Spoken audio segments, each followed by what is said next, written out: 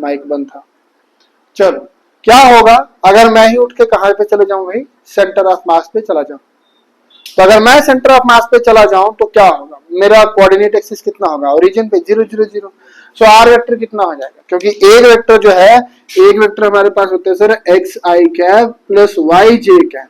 अगर इस डायग्राम के हिसाब से हम देखें, अगर मैं 3D में लेता हूं तो फिर ये क्या हो जाएगा, this x axis y axis and sorry this is x axis, this is y axis and this is z axis।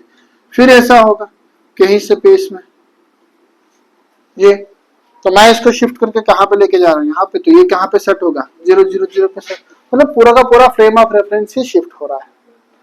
तो आर वेक्टर कितना हो जाएगा सर, r vector will become is equal to 0, RCM कितना हो जाएगा, आरसीएम हो जाएगा 0। तो इसका मतलब क्या है, अभिप्राय क्या है सर, m1 r1 vector plus m2 r2 vector plus so on up to mn rn vector divided by m1 plus m2 plus so on up to mn equals to 0। ध्यान रखना इस चीज का, ठीक है।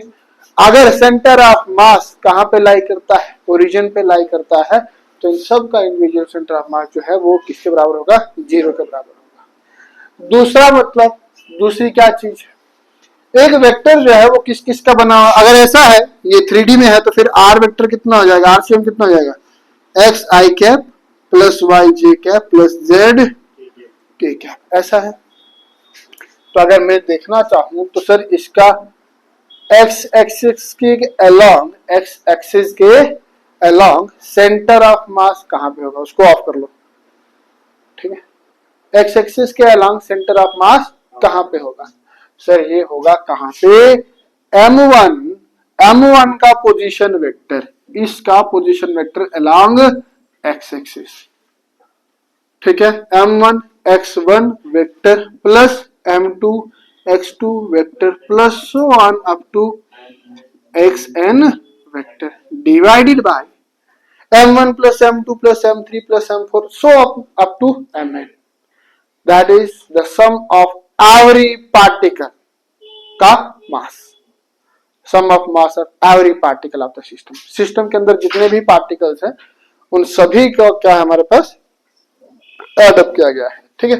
तो जब हम उनको एडअप करेंगे तो हमारे पास क्या होगा, कैपिटल है, what it will B, capital है। और अगर मैं इसको इंटीग्रेशन के फॉर्म में लिखूं तो इंटीग्रेशन के फॉर्म में कैसे लिखा जाएगा, 1 में m sigma i equals to 1 up to n m of i x of i vector. इसको खोलूंगा तो फिर से यही हो जाएगा ना। या अगर ऐसा नहीं करना है, ये 1 में हम यहाँ पे नहीं रखना है, तो हम आई यहाँ पे रख सकते हो, ठीक है। खोल लो इसको, क्या बनेगा ये देख लो। देखो भाई आई का वैल्यू कहां से जा रहा है, 1 से जा रहा है, तो पहला टर्म क्या आएगा हमारे पास, क्या आएगा m1 प्लस, यार ये 1/m ना बाहर ही रखते हैं भाई, दिक्कत करेगा अंदर। 1 में m1 आई का वैल्यू कितना है 1, तो दैट विल बी x1, फिर सिग्मा लगा है, 1 के बाद क्या आएगा 2x2 plus so on up to कहां तक जाएगा, n तक जा रहा है, ये i इक्वल्स टू n, ऐसा रख लो। तो mn x, यही तो होगा, फिर से यही चीज तो खुली, यही तो खुला ना, है ना।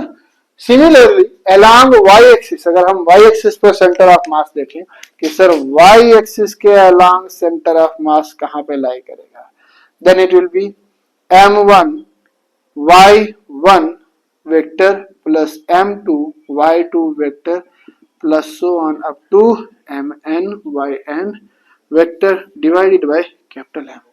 भाई ये x एक्सिस y एक्सिस और z एक्सिस पे अलग अलग सेंटर ऑफ मास क्यों आ रहे हैं, देख लो, इसके पीछे का रीजन देख लो क्यों आ रहे हैं ये, क्योंकि सेंटर ऑफ मास हमारे पास किसके बराबर है, m2 z2 vector plus so on up to mn zn vector divided by m1 plus m2 plus so on up to mn।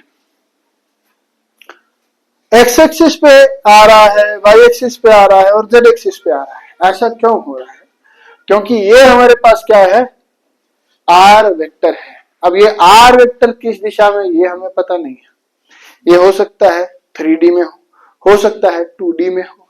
2D में होगा तो फिर खाली x और y आएगा, 3D में होगा तो x y और z आएगा, और 1D में होगा तो खाली x एक्सिस आएगा या y एक्सिस आएगा या z एक्सिस आएगा। ठीक है, यही होगा ना, है ना। सीसा देखा, सीसा, सीसा देखा, फैल्कन देखा, फैल्कन। ये भी हमारे पास दिक्कत करने वाली चीज है। सेंटर ऑफ मास कहाँ पे है, अगर सेंटर ऑफ मास से हम उठाते हैं तो गड़बड़ हो जाता है, मैकेनिकल एडवांटेज मिलता है, उसके बारे में हम बाद में बात करेंगे। ठीक है, तो भाई ये x axis y axis z axis पे आ रहे हैं, ये क्यों आ रहे हैं, क्योंकि सर ये आर वेक्टर जो हमारे पास है ना, ये आर वेक्टर ही बना होता है किसका, एक्स एक्सिस वाई एक्सिस और जेड एक्सिस, इसीलिए हमने वेक्टर स्टार्टिंग में पढ़े थे।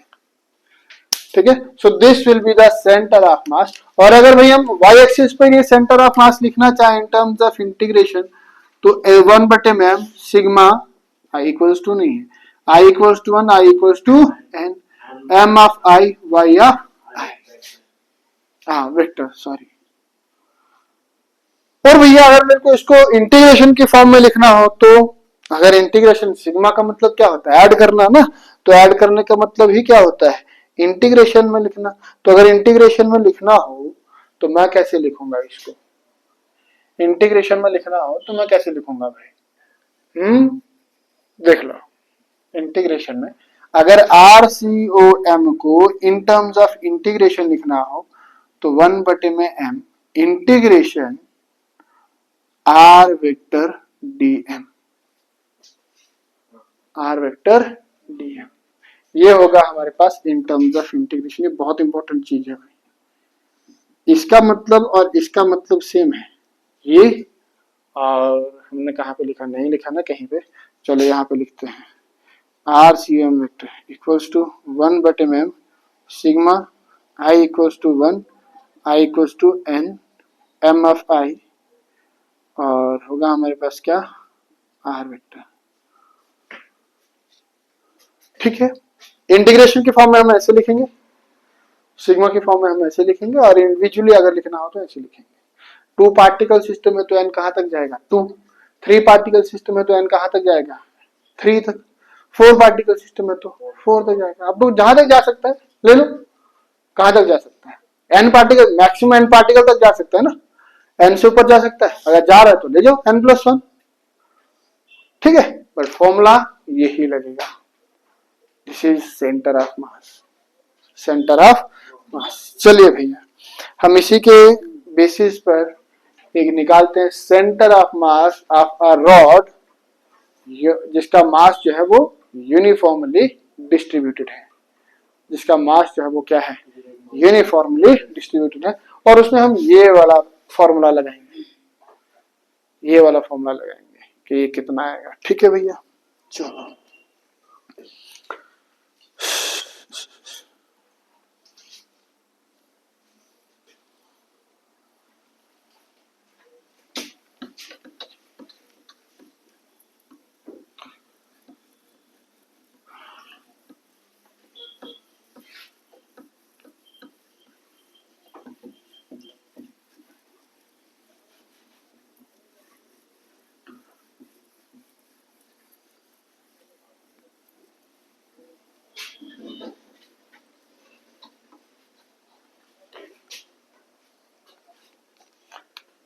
देखो, इसके ऊपर न्यूमेरिकल चढ़ता है के ऊपर कई बार, रॉड के ऊपर चढ़ेगा, सेमी सर्कल के ऊपर चढ़ेगा, सर्कल के ऊपर चढ़ेगा। सर्कल का तो सीधा सीधा सा ऐसे सेंटर ऑफ मास कहाँ पे लाई करता है, बिल्कुल उसके ज्योमेट्रिकल सेंटर में लाई करेगा। सेमी सर्कल का कहाँ लाई करेगा, वो दिक्कत होने वाला है। देखते हैं, centre of mass of a rod, ये यूनिफॉर्मली मास डिस्ट्रीब्यूशन रॉड। ठीक है, तो इसका सेंटर ऑफ मास हमें निकालना होगा। एक रॉड है और उसका सेंटर ऑफ मास हमें निकालना, जैसे यही है, ये पेन मेरे पास है, ये पेन नहीं है, क्या है, रॉड है। इसका सेंटर ऑफ मास कहाँ पे होगा, वहीं पे होगा जहां से मैं इसको पकड़ रहा हूँ, ये बैलेंस हो रहा है, वही सेंटर ऑफ मास होगा। Let us consider a rod, मैं एक रॉड कंसीडर कर रहा हूं ऑफ लेंथ एल। इस रॉड का कितना लेंथ है भैया, एल है। सपोज रो या लैम्डा या कुछ भी हमारे पास है, रो, इसको क्या पढ़ते हैं, उल्टा पी, क्या पढ़ते हैं इसको, रो, ठीक है। Rho be the mass distribution, be the uniform mass distribution, मतलब इसके अंदर जो भी मास डिस्ट्रीब्यूटेड है वो कितना है, रो है, कितना है, रो है। अच्छा भाई, अब हमारे पास फॉर्मूला क्या है, देख लो, फॉर्मूला देख लो, RCM किसके बराबर है, आर वेक्टर 1/m सिग्मा, अरे सिग्मा नहीं, इंटीग्रेशन के फॉर्म से करते हैं, इंटीग्रेशन RDM है ना, RDM। Let us consider that कि ये मेरे पास एक छोटा सा एलिमेंट है,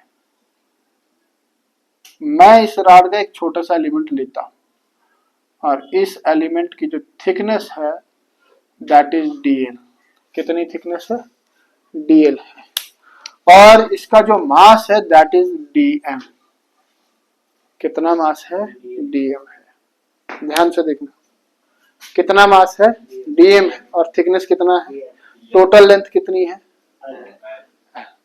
इट्स लाइक अ कुकम्बर, एक आपके पास खीरा है ना, खीरा छील के रखा हुआ है, अब आप उसकी एक स्लाइस निकालते हो, तो वो एक स्लाइस है जो रेड डॉटेड है, ठीक है। अच्छा भाई, चलिए, अगर total mass of the rod M है और टोटल लेंथ L है तो रो कितना होगा, डेंसिटी, मास डिस्ट्रीब्यूशन है ना, mass upon mass per unit length, M/L।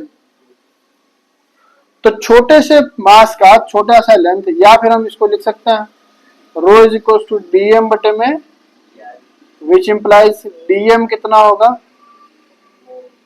रो DL है ना, रो DL होगा, ओके।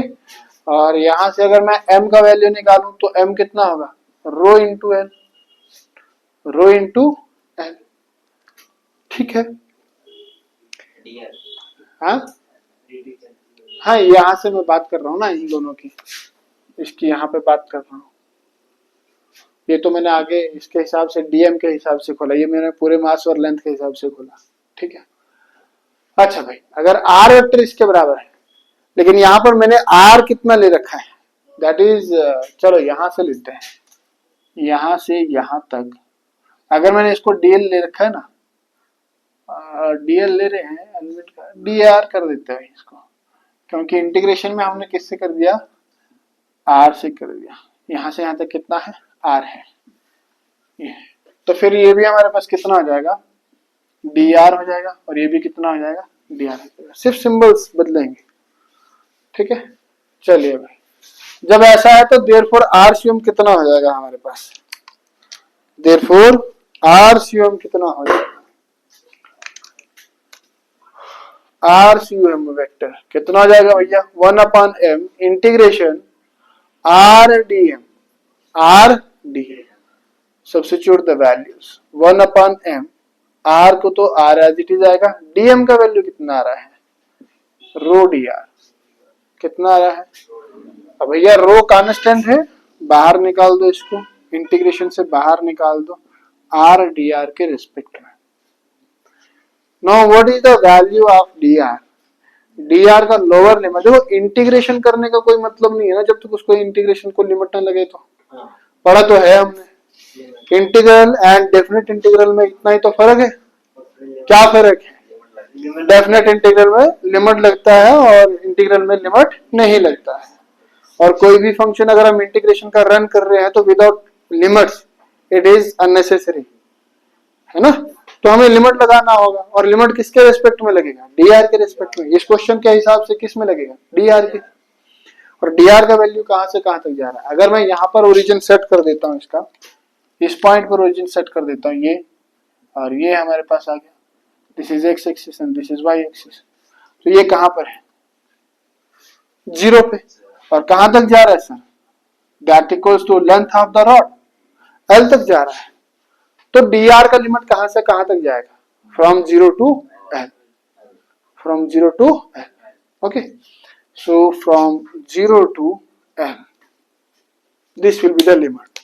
तो RCM कितना आएगा sir, which implies RCM will become is equals to rho divided by M integration of x dx. कौन मेरे को बताएगा, एक minute Divya.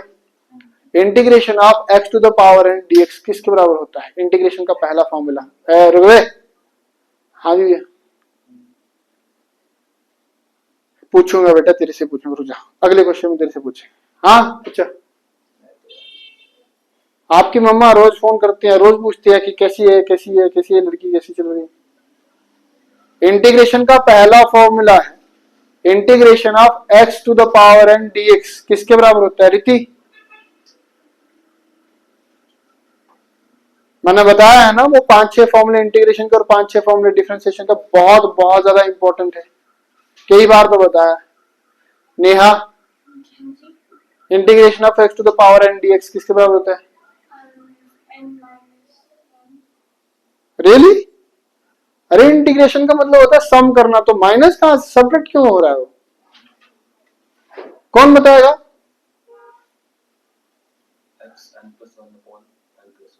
Yes, it is xn plus 1 upon n plus 1. सो इसका वैल्यू कितना है, यहाँ पे 1 है, तो ये कितना हो जाएगा sir, r1 plus 1 upon 1 plus 1.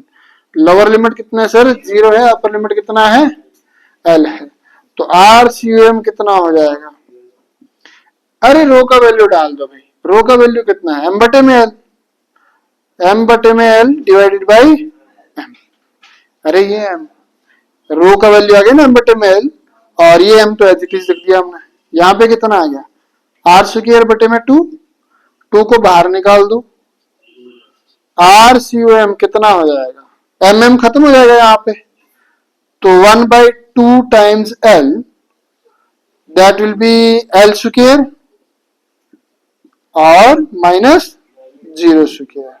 तो ये कितना हो जाएगा sir, RCM equals to 1/2 times l into l square. भाई 2 टाइम्स l, एक l खत्म हुआ, तो RCM कितना बना है इसका, l/2.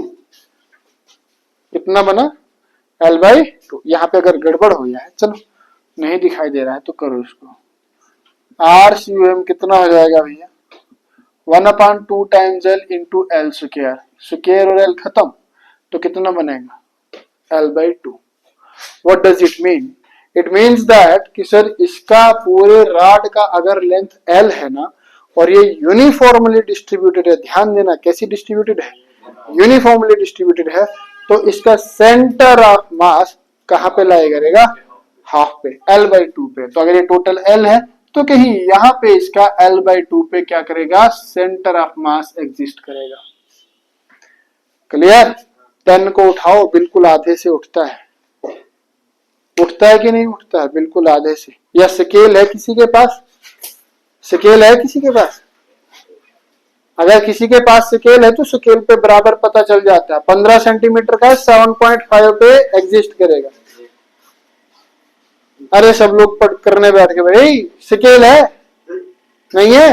अब ये पेन बराबर डिस्ट्रीब्यूशन का नहीं है ना, क्योंकि देखो इस साइड में कैप भी आ रहा है, कैप का मास थोड़ा सा ज्यादा होगा, है ना, तो इसका सेंटर ऑफ मास थोड़ा सा कैप की तरफ शिफ्ट करेगा. अरे यहाँ पे देख लो भाई, हमने एक चीज को तो करना भूल दिए. RCM हमारे पास 2 पार्टिकल सिस्टम का कितना आया था, m1 r1 vector plus m2 r2 vector बटे में m1 प्लस m2. और इधर देख, अगर वही कहता है if m1 equal to m2, अगर हमारे पास if m1 equals to m2 के बराबर है, तो ये कितना हो जाएगा भाई, m r1 vector plus m r2 vector बटे में 2 टाइम्स m के बराबर हो जाएगा. m को बाहर निकाल दो तो कितना हो जाएगा, r1 प्लस r2 बटे में 2 times m into m. m खत्म तो कितना हो जाएगा, r1 प्लस r2 बटे में 2. But when the mass of both the particles is same, 2 particle system का. ठीक है, अगर m1 बड़ा है m2 से, तो if m1 is greater than m2, let m1 will become 2 times m1, है ना. तो फिर जो मास जितना बड़ा होगा उस मास की तरफ उतना ही सेंटर ऑफ मास शिफ्ट करेगा. जो मास जितना बड़ा होगा उस मास की तरफ हमारे पास सेंटर ऑफ मास शिफ्ट करेगा। जो मास जितना छोटा होगा उससे दूर उतना सेंटर ऑफ मास भागेगा। इसीलिए कभी आप किसी चीज को, ऐसा कोई इरेगुलर शेप की कोई चीज है, उसको अगर उठा के देखो तो उसका सेंटर ऑफ मास कहाँ पे लाई करेगा। जैसे वो लॉक मेरे पास है, लॉक, और लॉक का सेंटर ऑफ मास कहाँ शिफ्ट करेगा? क्या उसकी डंडे की तरफ शिफ्ट करेगा या उसका जो पूरा थैला है उसकी तरफ शिफ्ट करेगा? है ना, जो उसका हैवी पोर्शन है उसकी तरफ शिफ्ट करेगा। क्यों? क्योंकि उस तरफ मास डिस्ट्रीब्यूशन ज्यादा है। तो जिस तरफ मास डिस्ट्रीब्यूशन ज्यादा उसी तरफ हमारे पास सेंटर ऑफ मास शिफ्ट करेगा। Clear? So this is how you can calculate the centre of mass of a rod. ध्यान देना, क्वेश्चन कई बार पूछता है, बच्चे कंफ्यूज हो जाते हैं। सेंटर ऑफ मास पूछता है, बच्चे निकाल देते हैं moment of inertia, MOI। This is COM। उसने सिर्फ इतना पूछा कि सेंटर ऑफ मास कहां पर, मोमेंट ऑफ इनर्शिया के बारे में नहीं पूछा। मोमेंट ऑफ इनर्शिया कुछ अलग चीज है, वो कुछ अलग चीज है। क्लियर? तो क्वेश्चन कई बार ये पूछता है, आप निकाल देते हो कुछ और, या वो पूछेगा आप निकाल दोगे ये। तो इस चीज का ध्यान रखना, ठीक है भैया। चलो नेक्स्ट क्वेश्चन की ओर बढ़े। पॉज बंद करें। एक सेमी सर्कल का ब्राइटनेस, ठीक है ना, वही है ना पुरानी वाली। चलो, एक सेमी सर्कल का सेंटर ऑफ मास कहां पे होगा? ठीक है, एक सेमी सर्कल लेते हैं। सेमी सर्कल बताना कैसा होता है?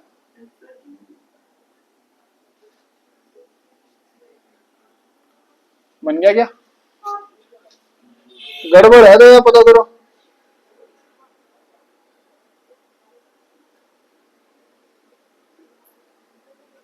अरे भाई, ये तो और भी ज्यादा गड़बड़ होगी। कौन भरुआ? पोलियो। चलो, ये हो गया हमारे पास क्या बच्चे? Semi circle. सेमी सर्कल का सेंटर ऑफ मास देखना है। तो चले भाई, ये सेंटर है इसका, ज्योमेट्रिकल सेंटर, और ये एंगल कितना भाई? थीटा।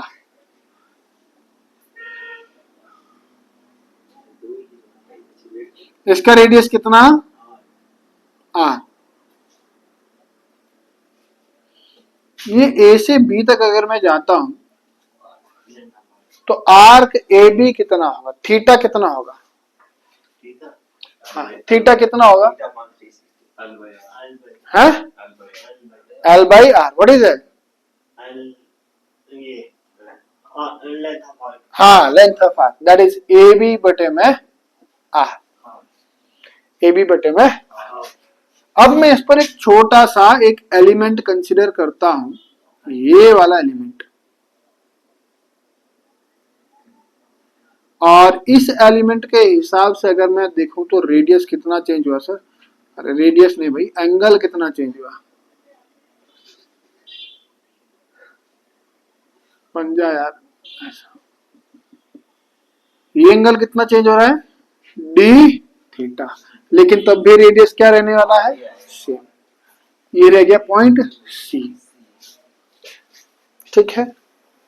अब हमारे पास अगर total mass of the ring M है और मास डिस्ट्रीब्यूशन जो है वो लेमडा है, मास डिस्ट्रीब्यूशन जो है वो लेमडा है, तो इसका लेमडा कितना होगा? मास पर यूनिट लेंथ, मास पर यूनिट लेंथ। तो पर यूनिट लेंथ कितना हो जाएगा? लेंथ इसका कितना है? Half of the semi circle ना, वो क्या बोलते हैं, सर्कमफ्रेंस के बराबर। सर्कमफ्रेंस का सर्कमफ्रेंस का 2 pi R, it will be pi R, है ना। तो pi into are, pi into R. ठीक है भैया। चलो भाई, आर को यहाँ पे ना एक एक्स एक्सिस, क्योंकि ये 2 डायमेंशन में जा रहा है, सर्कल कितने में है? 2 डायमेंशन में, तो इसको 2 डायमेंशन में ही ड्रा करते हैं। एक हमारे पास ये आ गया, यहाँ से परपेंडिकुलर ड्रा करता हूँ तो ये 90 डिग्री एंगल, इसको मैं मान के चलता हूँ OP। In triangle OBP right angled at कहां पे अभी? P। ठीक है, तो BP कितना हो गया? अरे चलो, BP बटे में OB कितना हो गया? Sine theta. Which implies BP is equals to OB sine theta. तो बीपी कितना हो गया भाई हमारे पास R sine theta, R sine theta. तो बीपी अलॉन्ग वाई एक्सिस है ना, तो वाई कर देता हूं मैं इसको, Y, Y is equals to R sine theta, है ना। तो भाई अगेन ओपी बटे में ओबी कितना हो जाएगा कास थीटा। तो ओपी कितना आ जाएगा OB cos theta, that is X is equal to R cos theta. ठीक है, दो चीजें आ गई हमारे पास। चलो भैया एंगल थीटा चेंज हो रहा है, तो हमें क्या निकालना है आर निकालना है ना, आर सी यू एम। तो H C U M, axiom कितना हो जाएगा axiom 1/m integration R along X axis, तो X D theta, X D theta, है ना, क्योंकि चेंज क्या हो रहा है थीटा चेंज हो रहा है ना, तो एक्स डी थीटा। और वाई सी एम कितना हो जाएगा 1/m integration Y D theta. चलो निकालते हैं। ओके, तो कितना हो जाएगा which implies x c m की बात करते हैं पहले, 1/m इंटीग्रेशन एक्स का वैल्यू कितना बचे r cos theta D theta, r cos theta D theta. X axis के अलोंग इसका लिमिट कहां से जाएगा, फ्रॉम जीरो से लेके थीटा का वैल्यू कहां तक जाएगा पाई तक, फ्रॉम जीरो टू पाई। ठीक है, from zero to pi. R constant है, बाहर निकाल दो, x c o m equals to 1/m, r बाहर आ गया। ओके, और क्या रहा है अंदर, from zero to pi cos of theta D theta. इसको इंटीग्रेट करेंगे तो कितना होगा r/m, ये हो जाएगा कॉस का sine, lower limit zero upper limit pi, ये सीधा सीधा जीरो हो जाएगा। कितना हो जाएगा जीरो, क्योंकि sine pi which is zero minus sine zero which is also zero, so it will B zero. अरे नहीं आ रहा समझ तो करके देख लो भैया, देख लो कितना हो जाएगा r/m, upper limit minus lower limit होगा ना, sine pi minus sine zero, तो कितना हो जाएगा फिर ये r/m sine zero zero minus zero, तो जीरो माइनस जीरो जीरो, तो ये r/m इसके साथ मल्टीप्लाई हो रहा है, तो टोटल कितना हो जाएगा जीरो हो जाएगा। This is the moment of inertia along x-axis. Sorry, not moment of inertia. That is center of mass along x-axis. x-axis पे ये रहेगा, ठीक है। अब y-axis पे कहां से कहां तक जाएगा, y-axis पे कहां से कहां तक ये जाएगा, y-axis पे कहां से कहां तक जाएगा,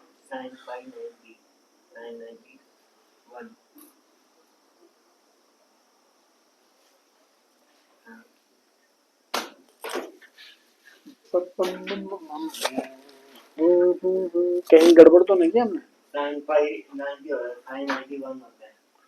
साइन 91 होता है ना। एक मिनट मैं करता हूँ पहले, फिर देखते हैं क्या होगा अभी। Y c o m is equal to 1/m integration, मैं कुछ छोड़ तो नहीं रहा, कुछ लीव तो नहीं हो रहा है।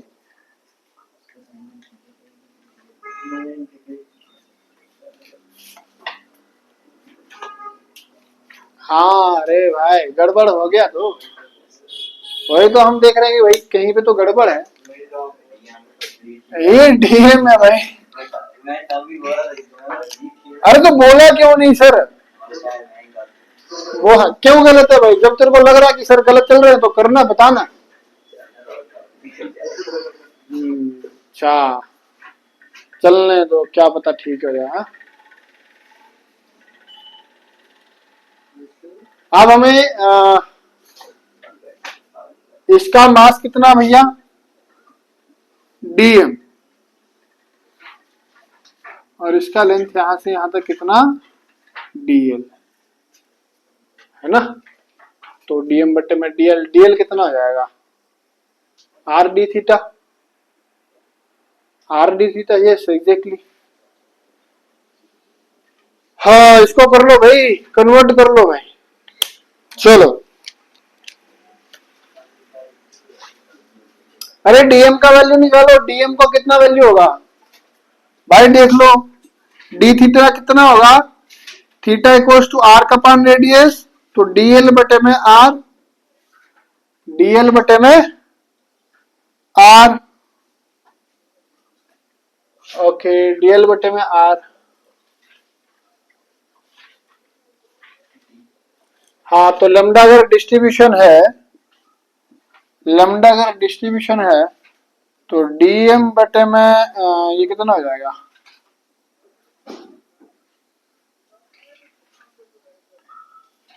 पाई into are, pi into r नहीं होगा भाई, कितना होगा, ये हो जाएगा ना कितना,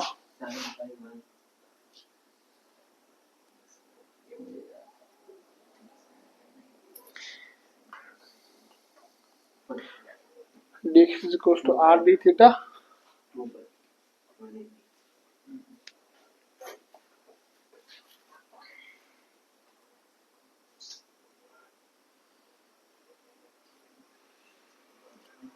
एक मिनट यार कहाँ पे गड़बड़ है, मेरे को दिमाग खराब हो रहा है।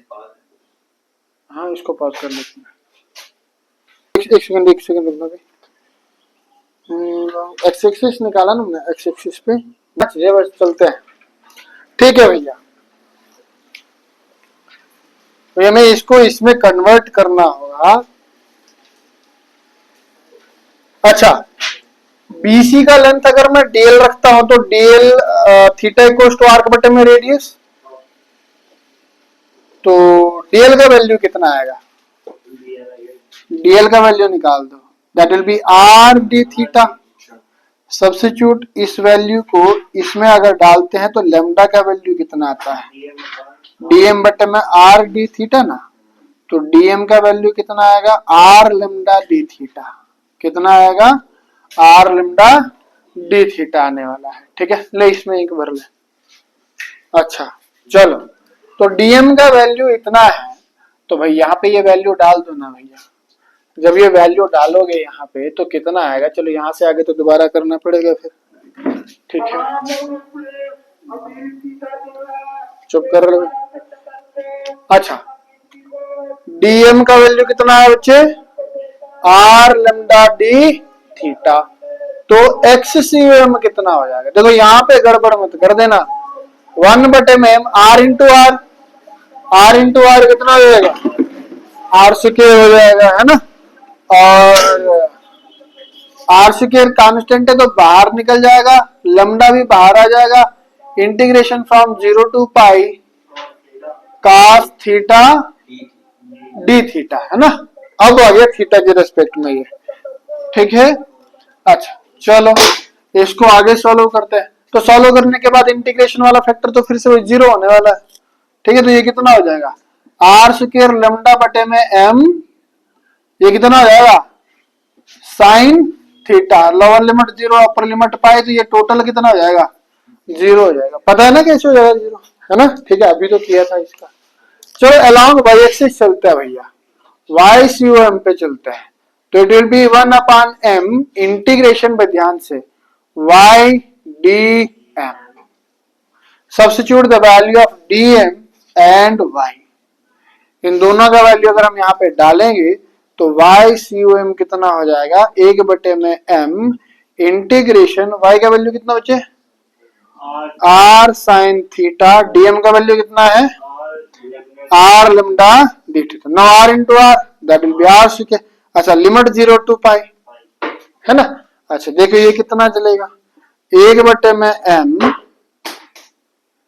1 बटे में M R into are, R square lambda बाहर, integration 0 to pi sine theta D theta. अच्छा करो इसको इंटीग्रेट, आर स्क्वायर लेम्डा ये कितना हो जाएगा माइनस कॉस थीटा 0 टू पाई, डाल दो वैल्यू, माइनस या तो बाहर निकाल दो भैया, माइनस आर स्क्वायर लेम्डा बटे में एम कास पाई माइनस कास 0, कास पाई माइनस का, अरे कास पाई जीरो कैसे, कास पाई -1 होता है, कैसे जीरो कर रही है भाई तुम। अच्छा तो ये YCOM कितना होने वाला भाई, ये होने वाला सर -r। लैम्डा का वैल्यू निकालते हैं ना भैया, लैम्डा का वैल्यू कितना है, m बटे में पाई आर, लैम्डा का वैल्यू कितना है, m बटे में पाई आर, डाल देते हैं यहाँ पे, बटे में m इंटू m बटे में पाई इंटू आर, और रह गया भाई कास पाई माइनस कास जीरो, तो -1 कास पाई होता है -1 और कास जीरो होता है 1, upper limit minus lower limit, तो m खत्म, r स्क्वायर और r खत्म, तो YCOM कहां पे आएगा भाई, -r स्क्वायर बटे में पाई, r स्क्वायर तो खत्म हो गया, r स्क्वायर बटे में पाई, कहीं पे गड़बड़ तो ना हुई फिर से, -2, और ये बाहर निकलेगा YCOM is equal to minus minus plus 2 times r बटे में पाई, x एक्सिस पे 0 और y एक्सिस पे कहां पे 2r बटे में पाई, ठीक है 2r बटे में पाई, x एक्सिस पे 0 मतलब ओरिजिन पे, और y एक्सिस पे कहां पे, ये रह गया y एक्सिस, डाल दो 2r कितना है भाई, अगर मान के चलो कि इस सर्कल का रेडियस कितना है 2 सेंटीमीटर के बराबर है, कितना है, let r equals to 2 centimetre, मैं यहां पे कर लेता हूं, let r equals to 2 centimetre, अगर 2 सेंटीमीटर का रेडियस है तो ये YCM कहां पे लाई करेगा, YCM लाई करेगा सर 2 मल्टीप्लाई बाई 2 बटे में 3.14, करो कितना आता है, लेकिन ये होगा अलॉन्ग y एक्सिस पर, करो जल्दी मोबाइल निकालो, अरे कोई और कैलकुलेटर है, मोबाइल नहीं है तो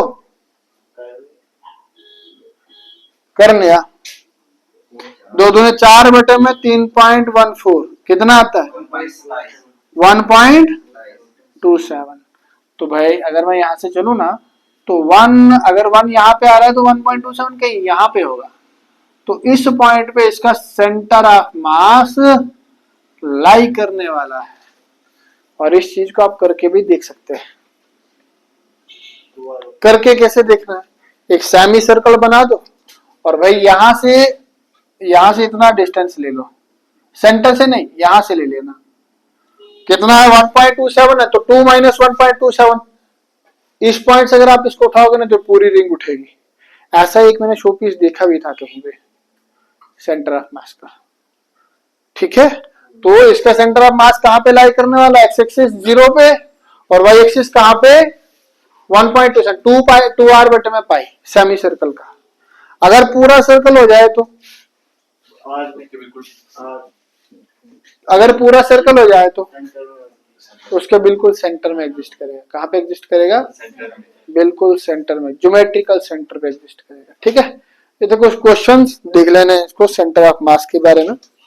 हम नेक्स्ट क्वेश्चन करते हैं which is equations of motion of centre of mass, equation of motion of centre of मास हम करते हैं, जिसमें हम निकालेंगे कि भाई इसका वेलोसिटी कितना होगा, बहुत सिंपल है, इसका एक्सेलरेशन कितना होगा और फोर्स का वैल्यू देखेंगे, क्योंकि इक्वेशन ऑफ मोशन में देखो, इक्वेशन ऑफ मोशन में 3 ही चीजें निकाली जाती हैं, एक वेलोसिटी, एक्सेलरेशन और फोर्स, क्यों, because force is responsible for motion, force is responsible for motion, तो यही हमें निकालना है कि फोर्स कहाँ पे लगेगा, कितना लगेगा तो इसको मोशन रहेगा, और मोशन कैसा रहेगा, सेंटर ऑफ मास पे अगर हम फोर्स लगाएं तो कैसा होगा, उस फोर्स के साथ क्या होगा, ठीक है भैया, चलो इसको बंद कर ले, दोबारा से प्ले कर।